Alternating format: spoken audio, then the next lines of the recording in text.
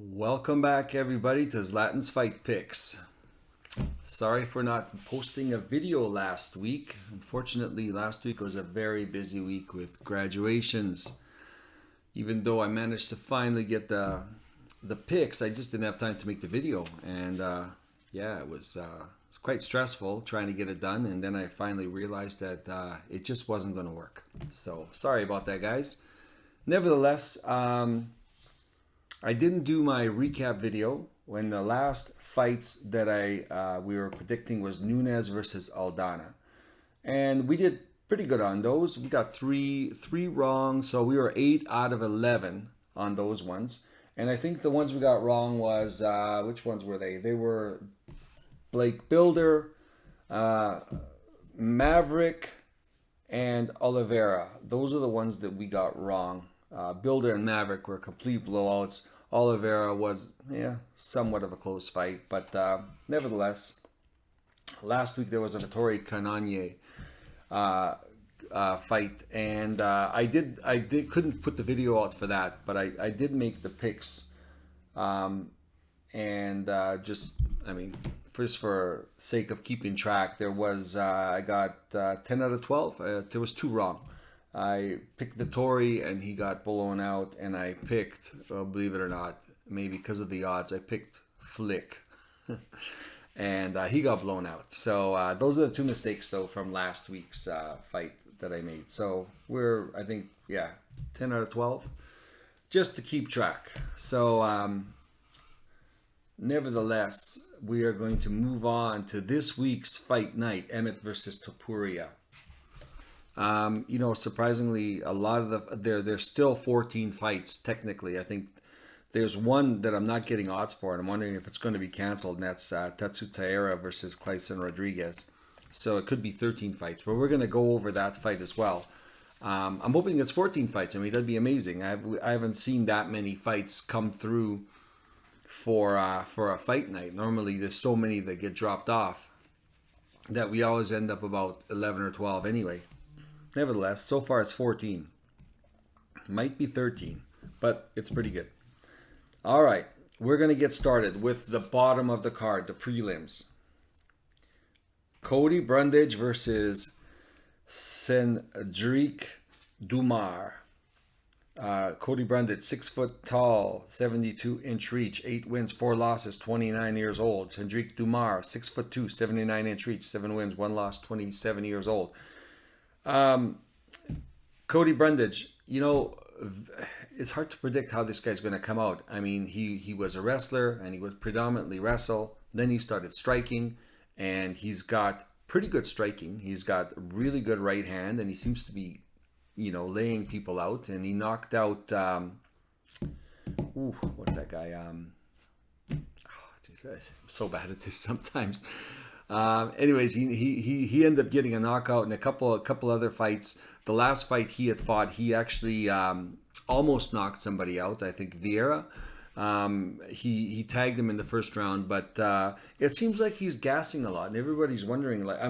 Not everybody, but I'm wondering exactly if he's any good after the first round. He's got a lot of power, and it seems like if he doesn't get you to the ground and wrestle you to the ground and submit you or ground and pound you or knock you out, he seems like he gasses after the first round. But he's very dangerous in that first round, and he seems to be catching really good fighters. And the guys who are surviving this are really good fighters, and then they go on to beat him. And then he just breaks down, and, because he gasses, they kind of break him, right? So I'm not a big fan of Brundage. I think there's a lot of people he beats. I mean, he could beat, I think he can almost beat anyone, really, with the big right hand he's developed. And there's going to be a group of guys that he's going to be able to dominate with his wrestling. He's nonstop wrestling. He's good at it. He can take people down. But the people that do have really good defense, again, like what was that? Michael Oldziejczyk, that one Polish guy, when he fought off enough takedowns attempts, and even if he was on the ground and he reversed Brundage, and Brundage was on the bottom. He had no answers, and he basically got ground and pounded, and he couldn't get up off the ground. He seemed like he was tired, and he got TKO'd on the ground. So it's fight stoppage. So there's many ways to beat Brundage. Number one, you just take him past the first round. Um, Actually, maybe that's the only way. So either that or knock him out. But he's hard to knock out. He can take a punch. I think it's more gas issues. Cedric Dumars. I mean, I had put money on this guy for the last fight, and I was very disappointed. I watched the fight again. I realized he didn't do that bad, but he did make some couple of key mistakes. And he fought another guy that was actually bigger than him. He was like 6'4". And I remember seeing that fight, and I was surprised at how Cedric Dumars, how much smaller he looked than the other fighter. His name is eluding me, of course. But either that guy was 6'5", or Cedric's was 6'1". So one of the two things was happening. Something wasn't jiving.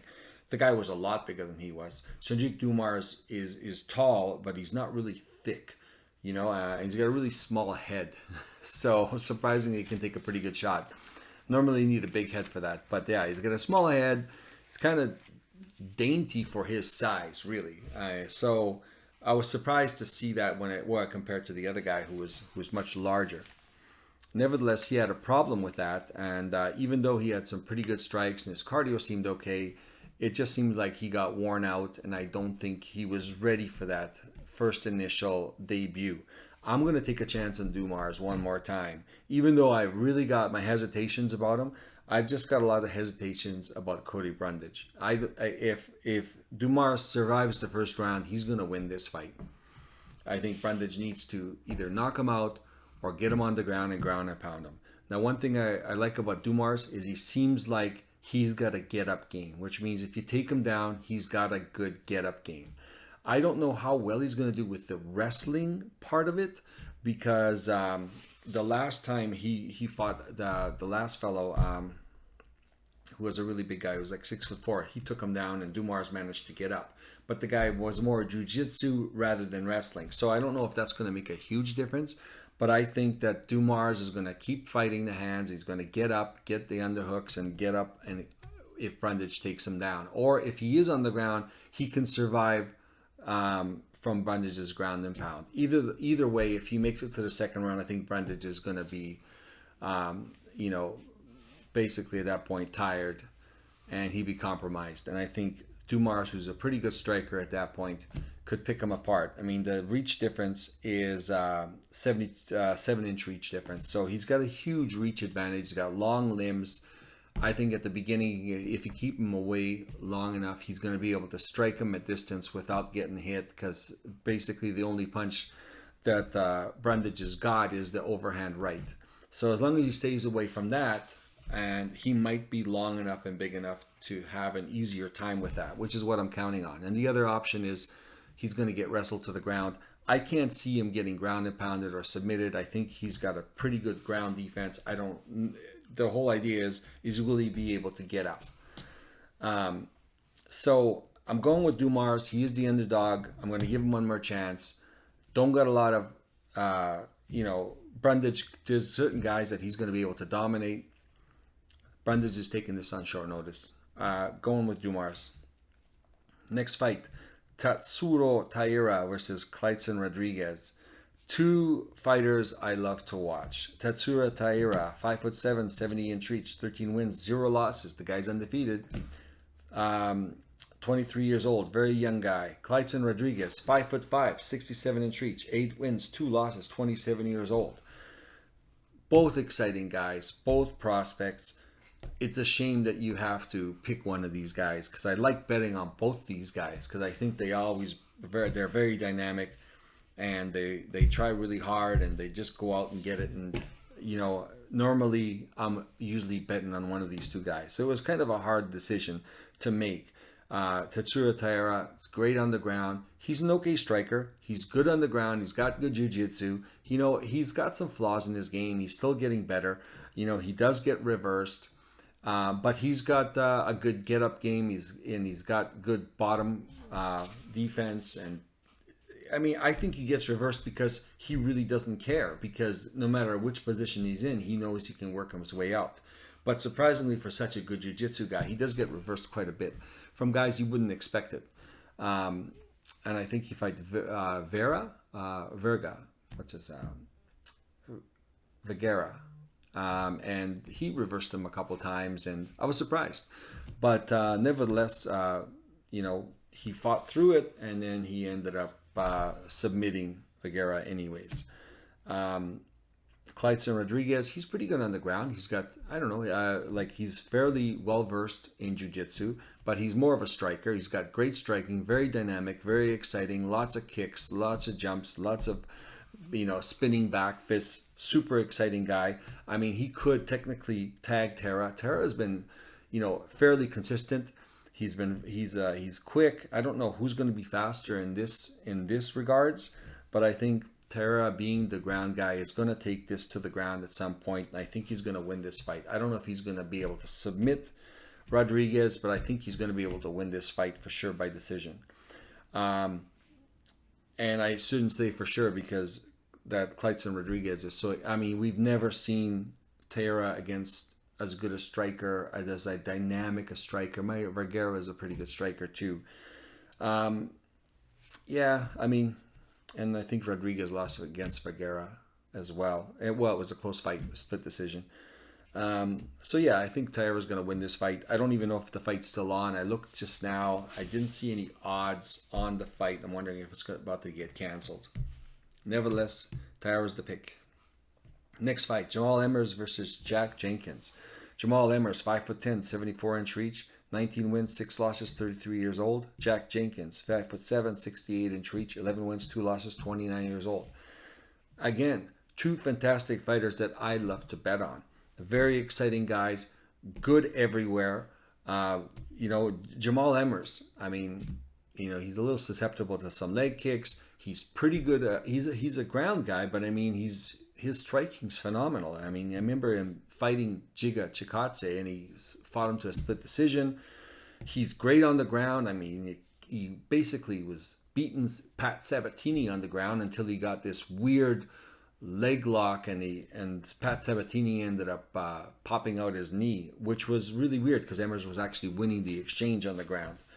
But yeah, and he came back the last fight and he looked phenomenal. This guy really, I mean, this guy looks like he could be a top 5 kind of guy. Like, when I watch him fight, I watched him the last fight. He looked phenomenal, like really solid. And I'm just wondering, but I'm wondering if he's suffering from overconfidence, where he's getting himself in situations that he shouldn't be getting himself into because he's just too good for it. I mean, if he wanted to, he could kind of stay out of it, but it just seems like he's almost overconfident, So, and I wouldn't want him to get sucked into certain things.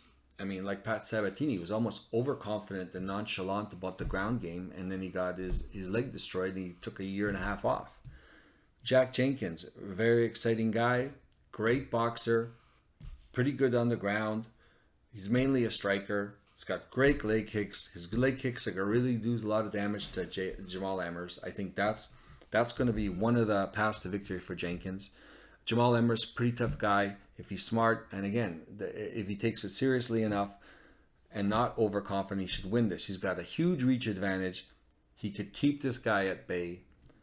Kicks are going to be a big part of this. Jamal Emmers can take this to the ground and win this fight. He's good on the ground. Again, two guys I really like to watch. I'm going to pick Jamal Emmers in this. I think he can win this. He can definitely win this. Even though Jack Jenkins is a great prospect, I think Jamal Emmers is very well rounded. I mean, I just don't see why this guy is not in at least the top 10. He's got to be a top 10 guy. He's good. There's just maybe better game plans, safer game plans will go a long way for Emmers. Next fight, Trevor Peek versus Chepe Mariscal. Trevor Peek, 5'9", 70-inch reach, 8 wins, 0 losses, 28 years old. Chepe Mariscal, 5'6", 69.5-inch reach, 13 wins, 6 losses, 30 years old. Don't let the 6 losses for Chepe fool you. The more I looked into it, the more I realized that he only lost to guy, except for one guy, who ended up being in the UFC. And he's even got a win over Pat Sabatini. So, I mean, this guy was pretty exciting. Chepe, he's good on the ground. I mean, he's mainly, he's well versed. He's got wrestling credentials, jiu-jitsu credentials, boxing credentials. The guy's good everywhere, and he's a brawler. He could take a punch.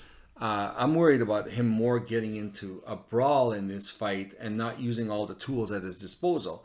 I mean, he's got a really cool name. I mean, I want this guy to win just because I want to be cheering Chepe, Chepe, Chepe. He's got a pretty cool name. I think he seems like a really good personality. He's got a great following, and I think, I mean, overall, he's the better rounded fighter.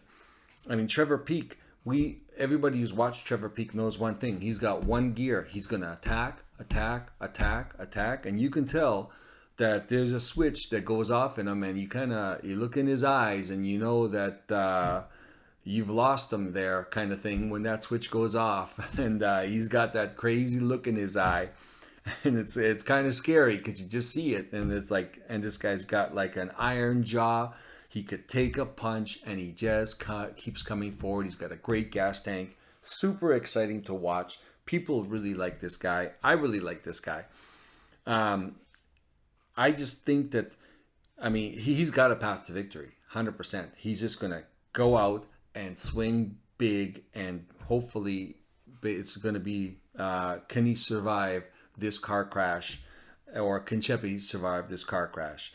I think that he's very one-dimensional, but his dimension works. He just starts to go, and he starts to swing, and he takes and he takes punishment, and he dishes it out, and he's been winning. He's coming out at the end of that car crash and winning these fights. Chepe has got more paths to victory. I think Chepe might have a little bit of a short notice fight, but I think he should be ready. He's a little shorter. The reach is there, but he is a little shorter. He's got better wrestling. He's got better jiu-jitsu. He seems to have a pretty good gas tank from all the fights I've seen. I'm going to lean Chepe in this fight. Trevor Peek is undefeated, and normally it's hard to go against an undefeated guy. I just think Chepe has been flying under the radar. I think a lot of the guys as he's fought have gone to the UFC. Some of the guys he's beat have gone to the UFC. I think this could be his coming out party in the UFC. And I think he's going to win this fight. It's going to be very close. I mean, you never know. If he starts swinging with Trevor Peek, then you never know what'll happen. So the fact is that Mariscal has gotten knocked out before. Peek has not. Obviously, he's undefeated. So that says something, but you never know. There's always a first time, right? You never get knocked out until you get knocked out. So, but Chepe's going to be the pick. Very slight lean. He is the underdog. So, oh no, it was a pick'em. No, he's a slight underdog. Very slight. Nevertheless, Chepe's the pick. Moving on. Zalgas Zumagula versus Joshua Van. Zalgas Zumagula, 5'4", 66.5-inch reach, 14 wins, 8 losses, 34 years old. Joshua Van, 5'5", 64-inch reach, 7 wins, 1 loss, 21 years old. This guy's young. Okay, the age difference is the first thing. It's obvious. It's a huge age difference. Normally, you like to go with the youth in this one, but it's a 13-year age gap. I don't think Zamal Zagoulas is past his prime yet. He's getting there, but he's not past his prime yet. 21 years old might be even a little too young. So, Zumagulov, and this guy's almost the same size as Zumagulov. Zumagulov is always going in undersized in most of his fights. He's a real dog. He could take punishment. He keeps going forward. He's always going for legs. He's swinging big. I really like him. I've bet a lot on him on a lot of the fights. But there's other fights that I just bet against him just because it seems like he's always getting some bad decisions. And there's fights that I bet against him that he's won that I thought that got the decision go against him. So he's a hard. The judges don't seem to like this guy. I think he's like 1-4 in the last 5 fights, and there's a few fights that I think he won, but he ended up getting ripped off. So nevertheless, he's an exciting fighter. He's very consistent. Joshua Van, he has not fought the level of opponent that he's about to be walking into. So we're going to see how he does. I don't think he's going to win this fight. I'm pretty sure Zumagulov is going to win this fight, but you never know with the judges what can happen with this guy, because he seems like he's getting to the bottom end of this all the time. You know what? Believe it or not, I think he's built up a fan base. While everyone's there, like, well, he's built it up because of his haircut. He's got like the Beatles haircut now, but I think he built it up because people were like, I can't believe this guy's losing so many decisions when, he should be winning. I don't know. It's pretty obvious that I think he's just getting ripped off. So he's built up a fan base, almost a reputation because of that, because he should be winning and the judges keep ruling against him. So I don't know. I'm a fan. I like the way he fights. He's consistent. He's great. Puts up a good fight against anybody. So, I mean, he's going to win this fight. So we'll see how Joshua Van does in the future, but I think this is going to be Zumagulov's fight to lose. Next fight, Tabitha Ricci versus Jillian Robertson. Tabitha Ricci, 5'1", 61-inch reach, 8 wins, 1 loss, 28 years old. Jillian Robertson, 5'5", 63-inch reach, 12 wins, 7 losses, 28 years old. At first I was going with Tabitha Ricci at first. And just because if you watch the fights, she's good, she's consistent, she's strong, she's got good jiu-jitsu, she's got good striking. Here's my problem. Ricci is 5'1", and I always have a problem with really short fighters because they're always fighting at a disadvantage, period. That doesn't mean that they can't be really good at what they do and beat everybody. Look at Volkanovski. He's smaller than everybody, but he's just so much better, and he's just such an athlete. He's a stud. The guy can just beat everybody. So it doesn't matter. It would be probably better for him if he was taller, but just imagine how well he could do then. But she's going to run into problems at some point with taller fighters. She hasn't done it yet. She's been way better than most fighters.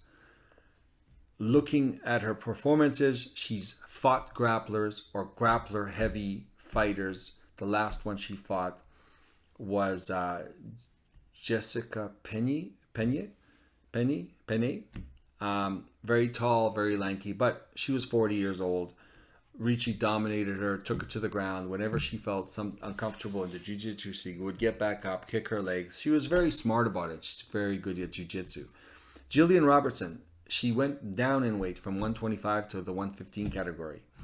What's that? Strawweight. So she came back, and I had actually bet against her.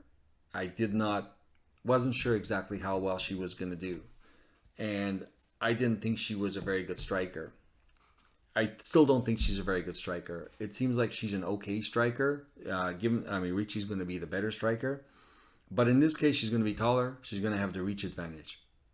And that's going to add to it. And I was actually surprised at how good Jillian Robertson looked at 115 pounds and how much stronger and bigger she was. And I think she needs to be stronger and bigger and longer to use her grappling to the effect that she needs to use it at, because she was fighting much bigger girls, taller girls, and she was having a hard time physically to get what she wanted. Now, that doesn't mean she wasn't putting in wins. She had won quite a few fights. She has a problem with wrestlers or people who are good on the ground. Yes, that's 100% true. But that was at 125 pounds. I think at 115 pounds, she's just going to do more of what she did at 125 pounds. And the girls are going to have a harder time to stop her. I think she can go further up the ranks. I don't know if she can make it to the top, but she is relatively young. She's only 20 years old as well. So it seems like she's been around forever. But she is very young and she's getting better. I have a slight lean towards Jillian Robertson. I think she's going to win this fight. At first, I was going with Ricci, but the more I looked at the tape, and there's the way Jillian Robertson performed in her last fight, going down in weight, and how good she looked and how strong she looked. I don't know. I think she's going to be able to pull this off. That's the feeling I'm getting. So I'm going to go with my gut on this one. Jillian Robertson will be the pick. Next fight. Matsus Rebeski versus Loik Rudzhabov. Loik Rudzhabov. Loik. So, Matus Rubeski, 5'7", 66-inch reach, 17 wins, 1 loss, 30 years old. Loik Rudzhabov, 5'11", 69-inch reach, 17 wins, 4 losses, 1 draw, 32 years old. Again, Rubeski, I saw him on the Contender Series, did really well, very tough guy, comes forward, great wrestler, throws bombs, big hooks. When he first started in the UFC, he fought Fiore. And again, he threw bombs, threw hooks, dominated the first round, and Fiore survived. As the fight went on, Rubeski was too good a wrestler for Fiore. Fiore, as we learn later, he's good off the ground. He's a good jiu-jitsu guy, but he doesn't have good takedown defense. Well, not that good anyway. Rubeski was way too compact, way too powerful. It's hard to stop him. He's like a bowling ball. And he won that fight. Now, he seemed to get tired as the fight went on. That doesn't mean he slowed down that much, but he did slow down. Now, my problem again, 5'7". I've got a problem with what happens when he meets a taller guy who's going to have a huge reach advantage. Okay, granted, he's a good wrestler, so he's going to try to take him down. But as he gasses and he has a harder and harder time keeping these guys on the ground, what's going to happen when guys can hit him from a distance? This is what the problem is I have with this fight. Loik Rudzhabov is a very good striker. I thought he was pretty good last fight. He has a really good right hand. He can take a punch. He can take some punishment. He can be taken to the ground, but he gets back up. He's a good wrestler himself. He shoots for legs. He's a really good wrestler. Actually, I saw him last fight. He looked great. Again, 4-inch reach advantage, 3-inch reach, 4-inch height advantage, 3-inch reach advantage. I mean, I think the Rudzhabov has fought the better competition. So looking at their records, and Rubeski, I think it's going to be a really knockdown, drag him out fight. This is going to be a grind. But Rudzhabov last fight, he had a really close split decision, I think it was. And he fought a really good Ribovich, I think it was. And what a great fight that was. But Rudzhabov took it on short notice. And he started the gas in the third round. I'm hoping that's not necessarily going to be the case for him in this fight. But if it is, then it's fairly even. But I think he's going to have a reach advantage. I don't think Rubeski's going to have this huge wrestling advantage that he's had it with every other fighter. So I'm thinking I'm going to lean Rudzhabov. And he is the underdog in this. But I don't know, last fight, he did get clocked a few times and he got back and he survived. And I don't know, he just seems like he's been through the bigger wars. Rubeski, he can take a shot though. Even in his Contender Series fight, he was just getting hit hard and he was just walking through it. But again, this is now a better level of competition. I'm going with Rudzhabov, slight lean. He is the underdog. Maybe that's partly why. I don't know. I just think he's going to have an advantage in the height and the reach. I think this is going to help him. It's going to help him just enough to win this fight. It's going to be a close fight. I think it's going to go to a decision. Next fight, Randy Brown versus Wellington Turman. Randy Brown, 6'3", 78-inch reach, 16 wins, 5 losses, 32 years old. Wellington Turman, 6 foot tall, 72-inch reach, 18 wins, 6 losses, 26 years old. Wellington's going down to welterweight. He was fighting at middleweight. He was getting blown out. He's supposed to be this great jiu-jitsu guy. I just don't see it. I don't know. He's got a terrible gas tank. He's got terrible striking. The last fight, he seemed like he's really been working on his striking. He looked a little better, but I don't care how good he looks. Randy Brown's going to be a way better striker than this guy. Randy Brown's got 3-inch reach advantage, 3-inch height advantage, 5-inch reach advantage. Randy Brown's pretty good on the ground too. I wouldn't want Randy Brown to be on the ground with Turman because I think it's the only path to victory is by somehow submitting Randy Brown. But Randy Brown's got a great defense. He's got good get-up defense. He's always going to be in danger when he goes down on the ground. Turman's never been impressive to me. It's going to be hard for me to bet on this guy when Randy Brown has fought some pretty good guys and the only guys he's lost to are really, really good fighters, guys who are going to be contending. So having said all that, I mean, my pick's going to be Randy Brown. There's not a lot to break down. He's just better everywhere, except for the grappling, where he could be put in danger if he got taken to the ground.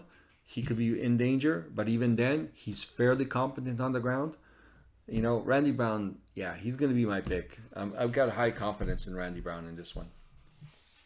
Next fight, Neil Magny versus Phil Rowe. Neil Magny, 6'3", 80-inch reach, 27 wins, 11 losses, 35 years old. Phil Rowe, 6'3", 80.5-inch reach, 10 wins, 3 losses, 32 years old. Okay, this is going to be a close fight. There's going to be many factors involved. Neil Magny, 6'3". Neil Magny has always been way taller than everybody he's fought, way bigger reach advantage. This is the first time I've seen somebody who is as tall with the same reach. These guys are built exactly the same, which is going to give Neil Magny problems because he doesn't normally fight this guy this big. But on the flip side, it's going to give Phil Rowe problems because he's never fought anybody this long, this big. 35 years old for Neil Magny. He's definitely coming up on the end of his career. I'm not saying he's starting to slow down terribly, but you can tell he's reached his peak. This is it. It's going to only get lower from here. Phil Rowe, he's still peaking. He's gotten better. I think he's a great striker, very accurate striker. So he's dangerous. But I think they both are going to run into the same problem. They've never fought anyone who's this long, same height. It's going to be really weird to watch because I don't think they're not going to be used to this. Phil Rowe's going to be more dangerous on the feet. I think he's got more accurate striking. He's got more dangerous striking. Neil Magny, he's got a good jab. Again, but the jab has always been reliant on him having their reach. So now he doesn't. I think Neil Magny's got to take this fight to the ground, or he's got to grind him up against the cage and deal with Phil Rowe on that level. I think Neil Magny can do that. I think Neil Magny has fought the upper echelon of competition. I think Phil Rowe, besides the win over Nico Price, who has he fought? Like, he did beat Nico Price, yes. But Nico Price is not top 15, right? He's definitely not top 10, not top 15. So I think he's taken a huge jump in competition. Neil Magny's got a lot of experience. And I just can't see Neil Magny losing to this guy. You know, like, even though Phil Rowe is good, I've just seen him struggle with guys that are average.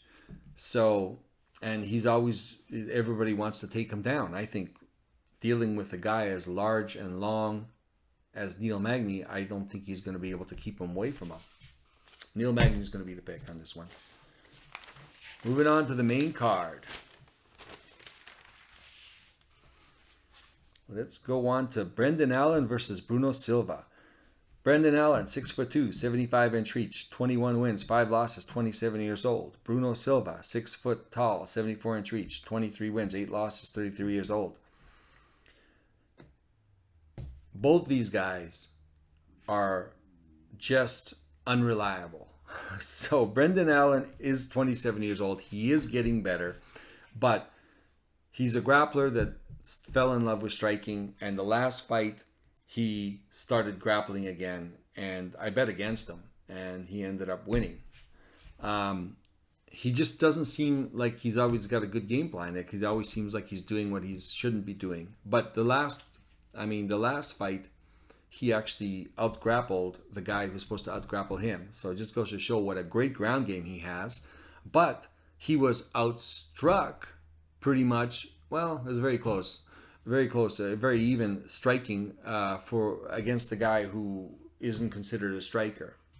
So it's worrying. And Bruno Silva, he got dropped by Mershart, which totally blew me away, how easily Mershart knocked him out.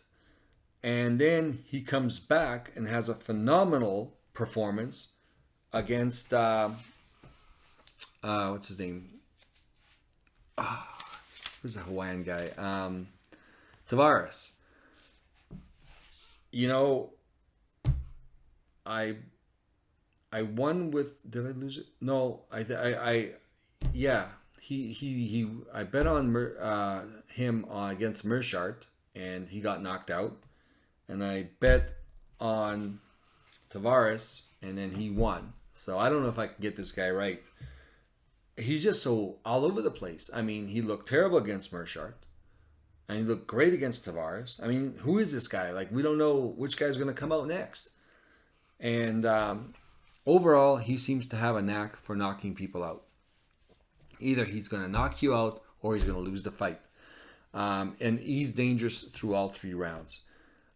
Brendan Allen has been winning, and he's been winning nail biters. So expect to be sweating through this whole one. This one, for no matter who you bet on, it's going to be a sweat.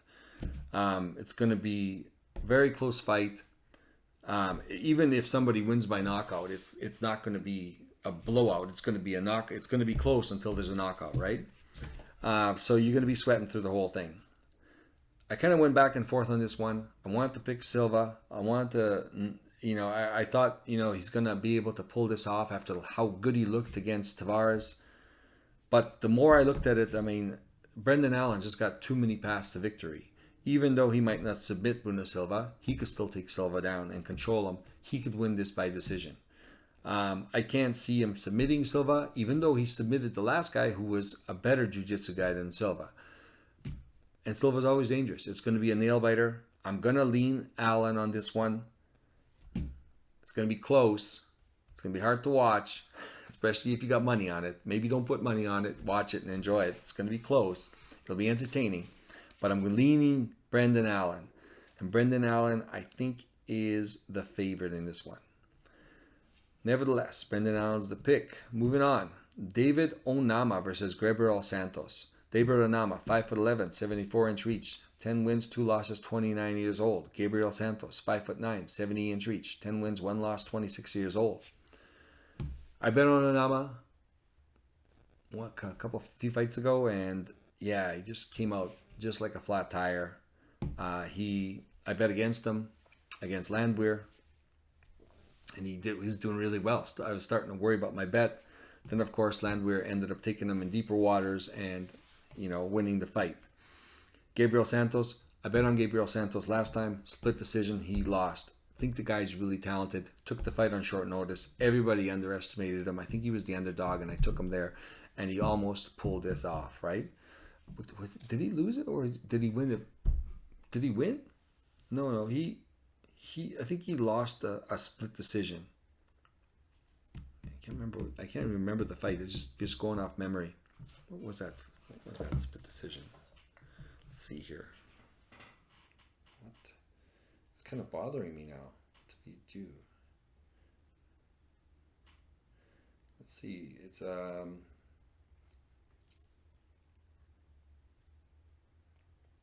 sorry. I got now that I have it now in my head. I want to see which one was that.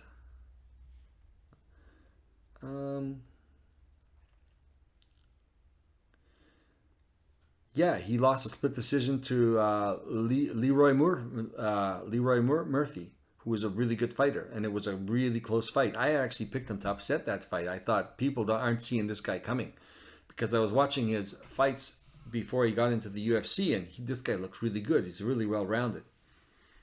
Nevertheless, he's a pretty big favorite here. I'm going to go with Santos.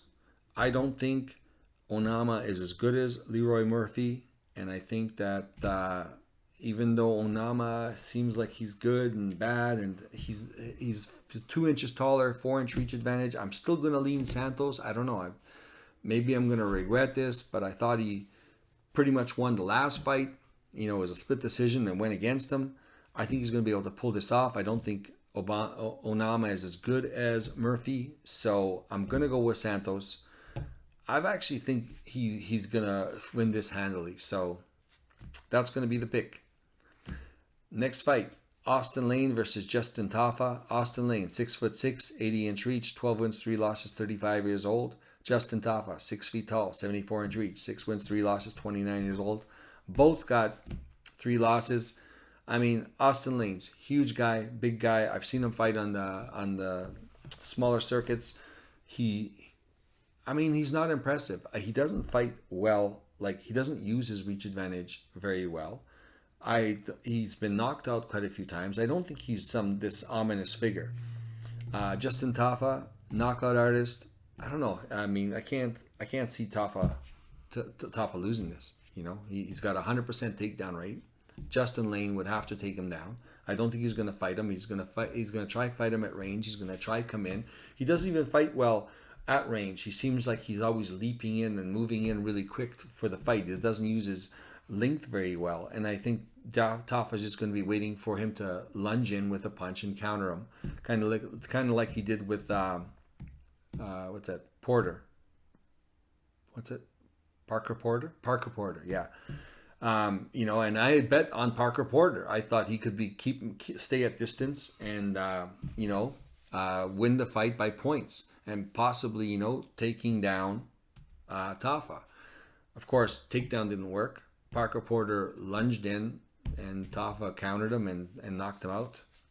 I think this is what's going to happen. So Justin Tafa is going to be the pick. I mean, there's not much to this. Heavyweights, right? But and also Tafa, I just can't see him getting knocked out. You know, like not by Lane especially. Next fight, Amanda Ribas versus Macy Barber. Amanda Ribas, 5'3", 66-inch reach, 11 wins, 3 losses, 29 years old. Macy Barber, 5'5", 65-inch reach, 12 wins, 2 losses, 25 years old. You know, Amanda Ribas went up in weight, and I can't believe how well she's done at this weight class. She's done way better at this weight class. And she's not really tall. It's not like I don't think she was cutting a lot of weight. I mean, she's 5'3". She was barely tall enough at the weight class below. She is, you know, short for this weight class, right? And I don't like the shorter fighters. You know, she's 66-inch reach.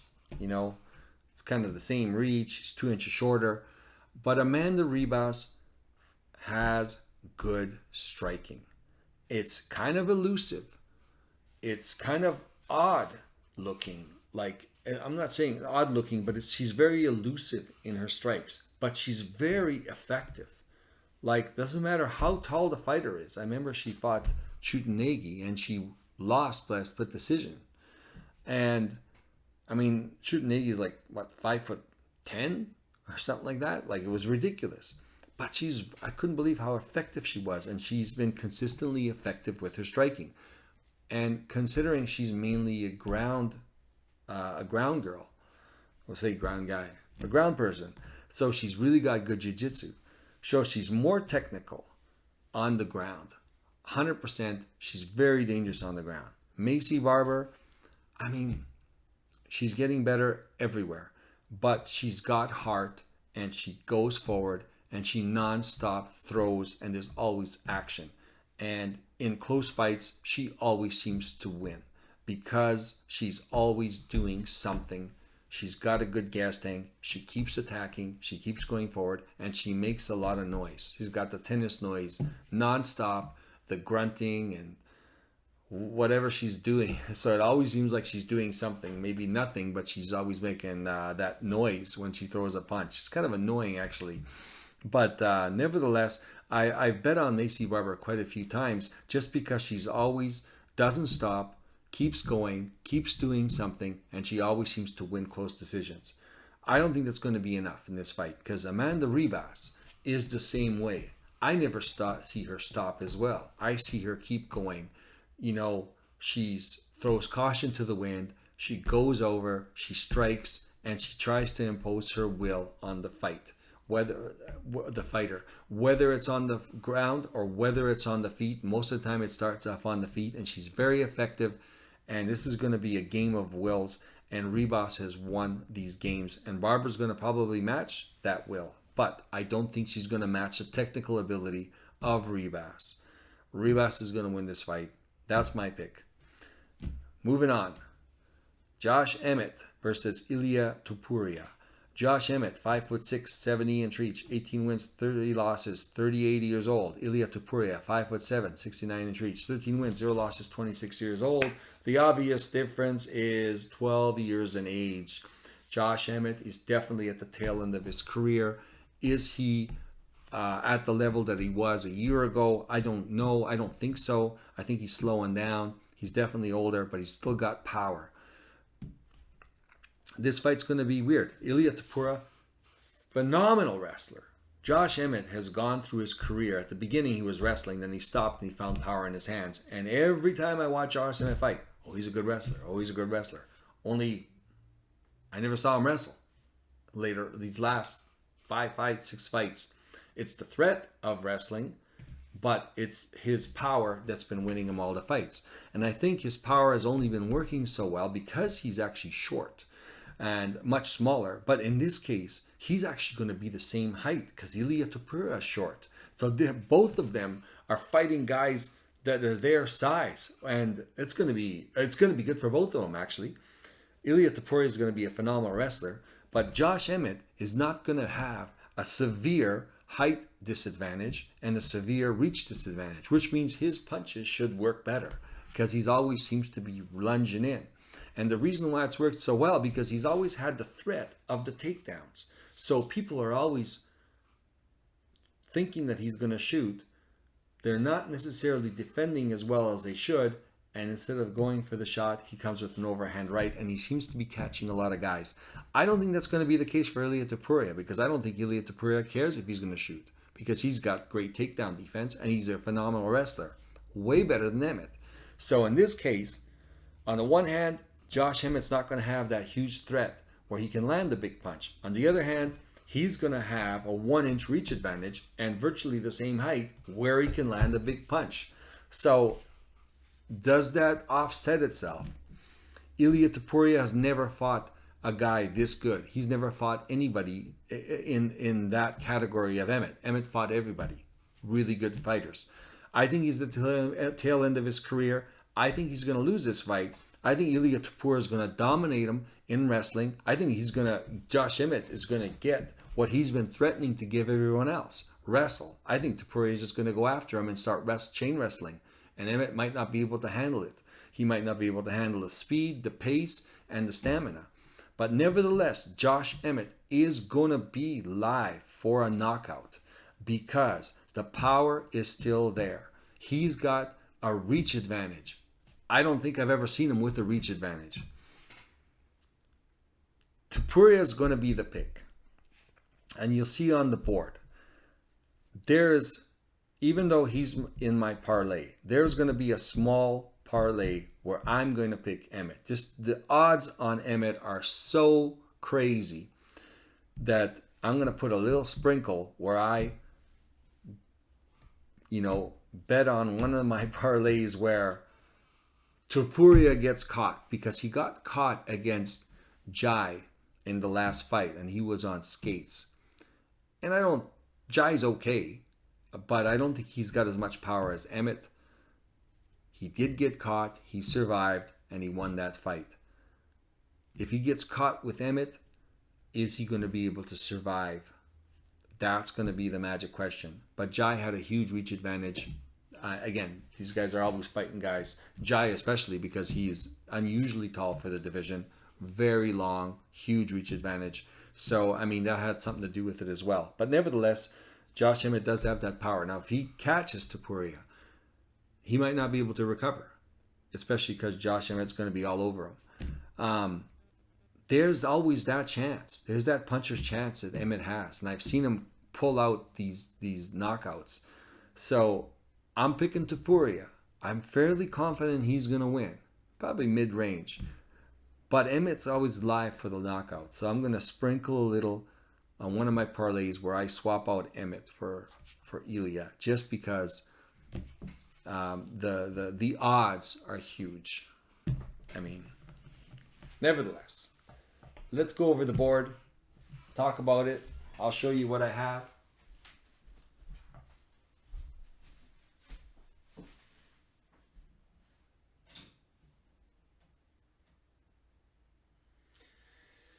All right. Let's see if that's good. Good? Yeah.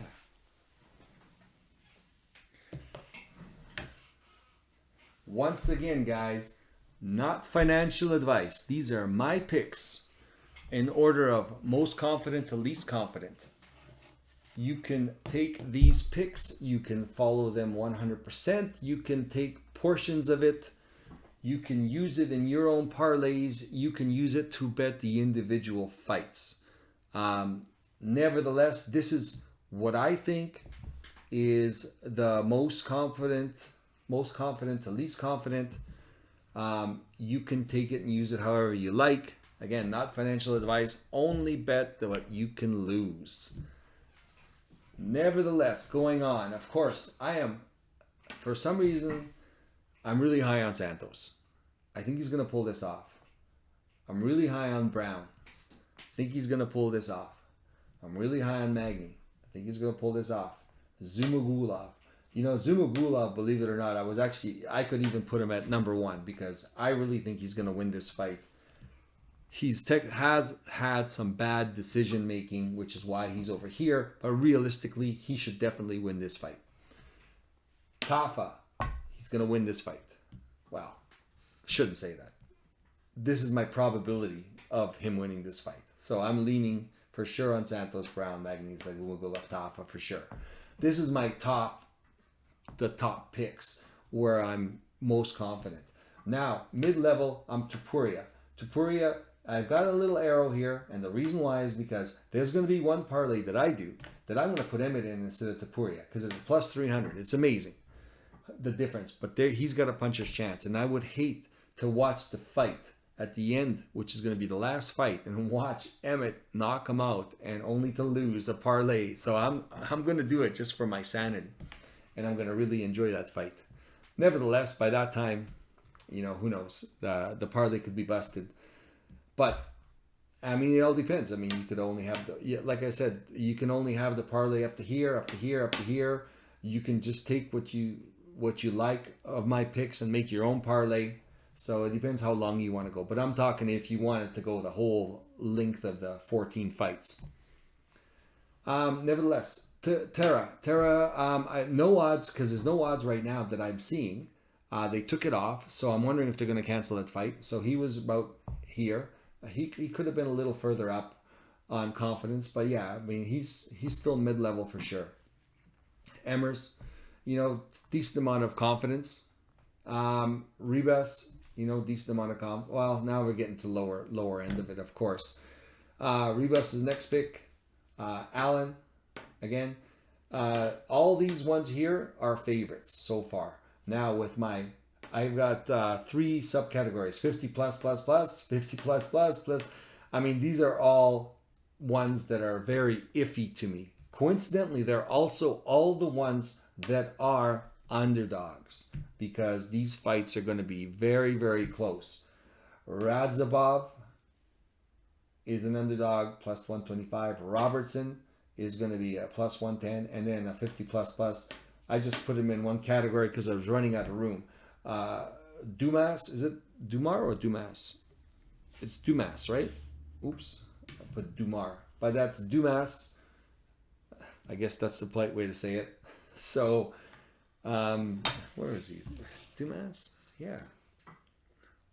Why do I got Dumar? Pretty sure it's Dumas. Nevertheless, anyways, Cedrics, Dumas. Anyways, I got Dumar, but it's Dumas. Mariscal, of course, it's Chepe. I bet on the guy just because of his name. Anyways, he's the underdog as well. So that's my picks. Most to least confidence. Take what you need. Take what you agree with. Make your own parlay or follow this one or however you like. I like to do a couple different things, a couple different ways. Sometimes I build it up in order of confidence. I'll make a shorter parlay because the long ones are so hard to hit. Nevertheless,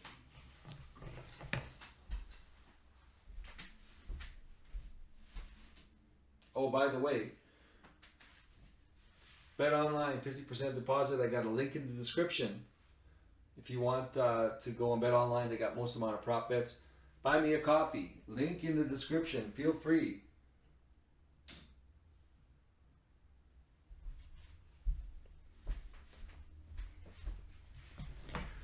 All right. Thank you very much for joining me again, guys. I appreciate it. Thank you for joining me, and hit like. It doesn't cost you anything, helps me out with the algorithm. Hit subscribe, it won't cost you anything if you want notifications when the next video is up. Plus, it also helps me, just increase in subscriptions eventually. I'm trying to hit 100. Actually, hopefully hit 1,000 one day, but let's work towards 100. We're getting close. Thank you very much for joining me, and we will have the recap next week, and we will see how well we do. And this could be the week we knock it out of the park. Thanks, guys. See you next week. Good luck.